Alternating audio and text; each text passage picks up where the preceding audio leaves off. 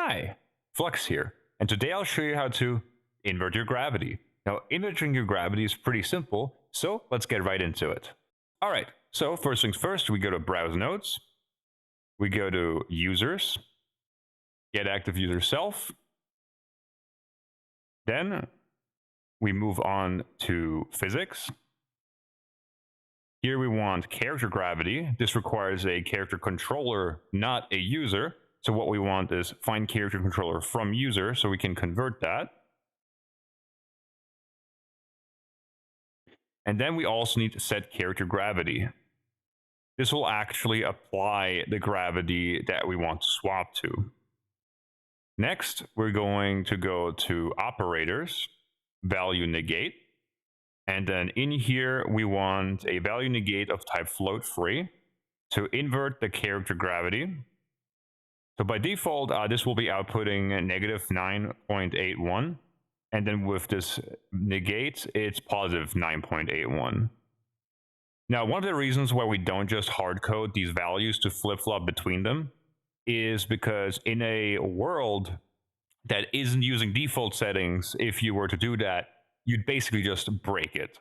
You would just go sideways, for example, if the world's down isn't actually on the y-axis.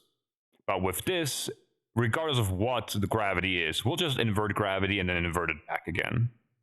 Now, do keep in mind that this can also have unintended side effects. If, for example, you invert gravity, then swap over to a different locomotion mode, and then swap back, it could keep that gravity until you press the invert button again.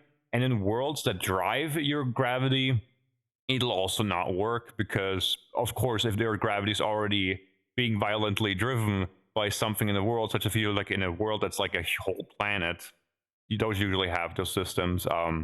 We can't change your gravity in those worlds. You'd have to actually add that as a part of the world. Now, the final thing we need to do is make a way to actually act upon this. So what I'm going to do is I'm going to go to Interaction, which is lower down, I think, somewhere. There it is. Interaction, and we'll get a button events node.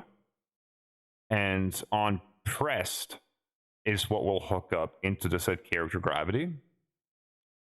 And now we just need to make the button. So we'll change over to the dev tip. So I'll create a new empty object. This empty object is going to get a Radiant UI, context menu, item source, and root context menu item. Now, the root context menu item is only necessary here because I'm going to make this in a way that's going to be on the root of your context menu. If you're putting this in a folder within existing context menus, you don't need the root context menu item. Then we grab the source, slot it into here, and then just give this a name like invert gravity.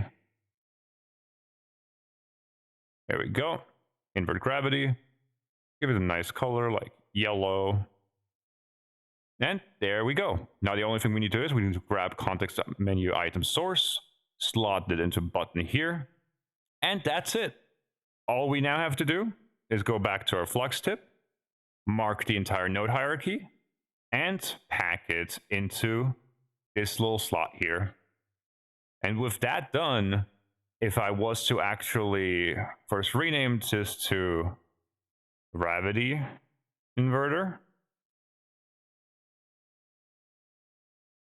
there we go. And then, for example, parent this into my hierarchy, which it wouldn't matter where, but I suggest putting it on your root. I'll just put it on my left hand.